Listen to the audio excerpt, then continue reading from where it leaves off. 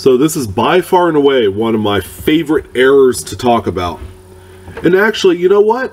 It's really not out of the question to find one of these just pop out of a roll for no reason whatsoever. And the question is, have you ever come across a coin that looks funny?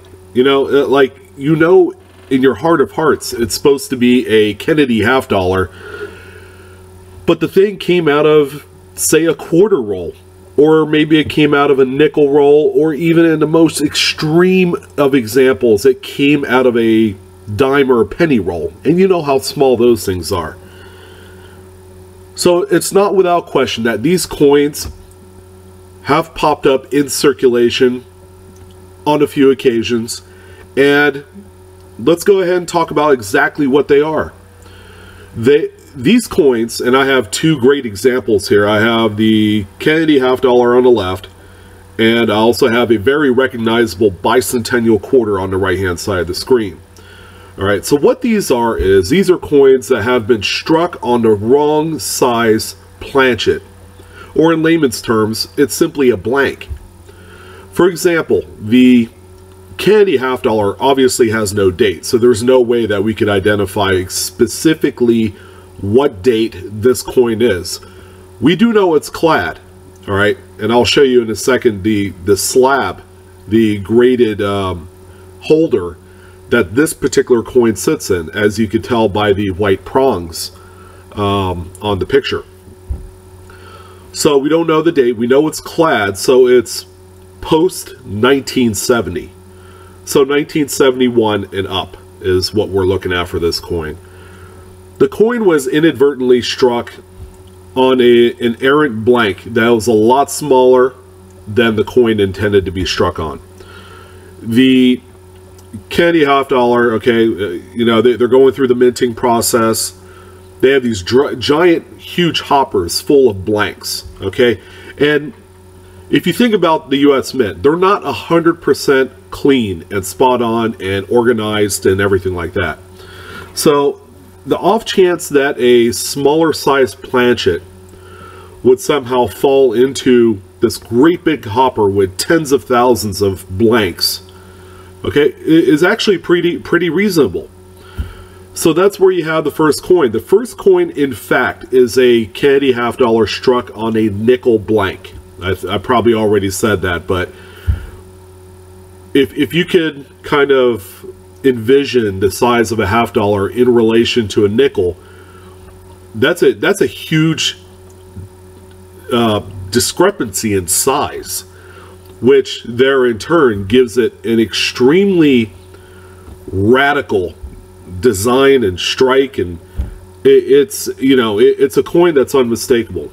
Okay, the second coin on the right, the bicentennial quarter, it's a little bit more subtle. I mean, it looks like almost a full complete coin, with the exception that it is missing a lot of the details on the reverse of this coin on the left and bottom of the coin.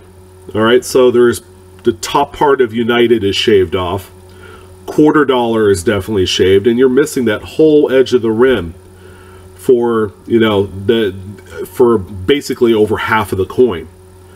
This coin right here was also struck on a blank nickel planchet.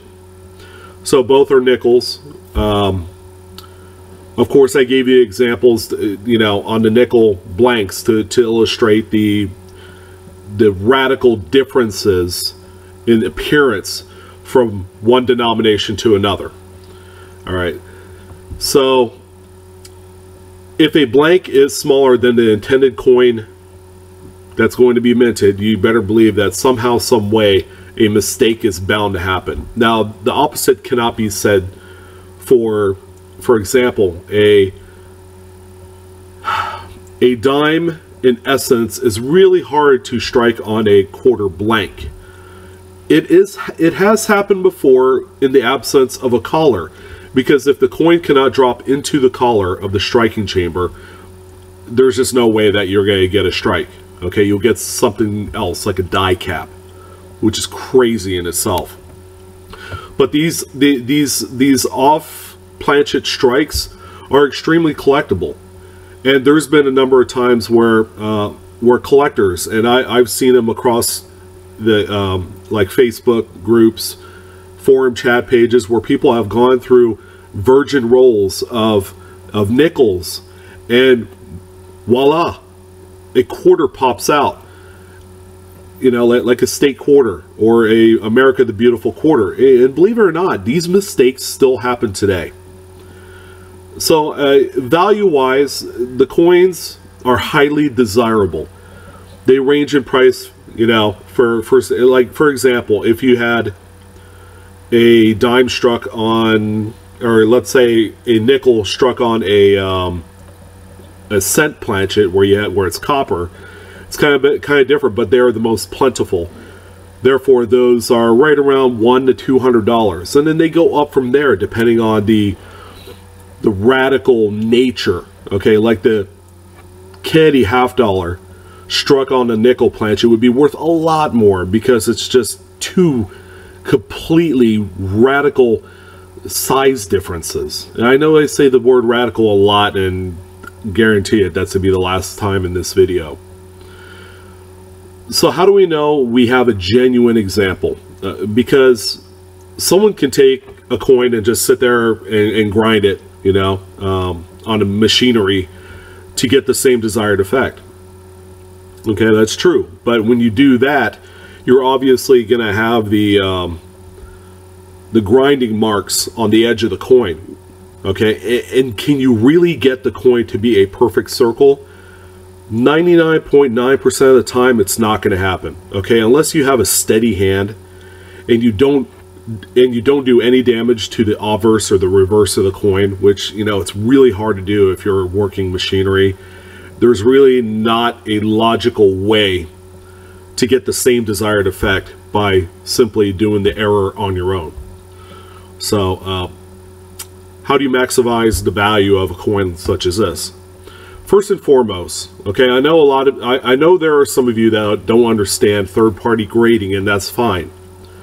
Third-party grading helps authenticate the coin that you have in the event that you need to sell it. Okay, that would be the best reason why I would send this off to a grader, is so they could authenticate the error, so that way you can maximize the amount of money that you make off the coin later when you do decide to sell.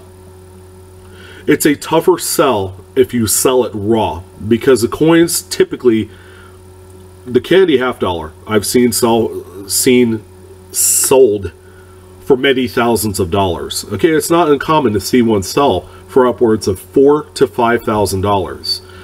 So for that kind of money, you definitely want to go ahead and send it off to like a PCGS, NGC, or if you wanted to do it a little bit less expensive, Annex is a great other choice as well.